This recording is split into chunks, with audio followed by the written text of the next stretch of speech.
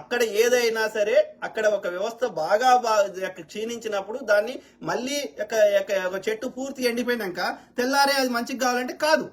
నేను షేక్ హసీనా మంచిదని చెప్తలేను, యూనిస్ ఖాన్ మంచిదని చెప్తలేను.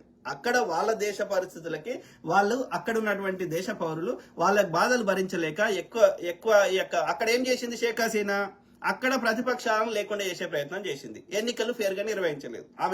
ఆమె గెలుస్తుందో ఓడుతుందో తర్వాత ఫేర్ ఎలక్షన్స్ జరగకుండా చేసింది. దానివల్ల అక్కడ ప్రజలకు తిక్కలేసింది. దానికి తోడు నిరుద్యోగము, పేదరికము, ద్రవ్యోల్బణము అనేక సమస్యలు ఉన్నాయి.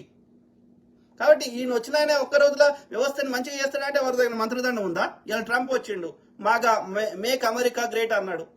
ఏం చేస్తున్నాడు? ఇంతకుముందు కంటే వరస్ట్ అయింది, కానీ ఒక్క రంగంలో అమెరికా ఇంతకుముందు కంటే మంచిగా అని చెప్పండి.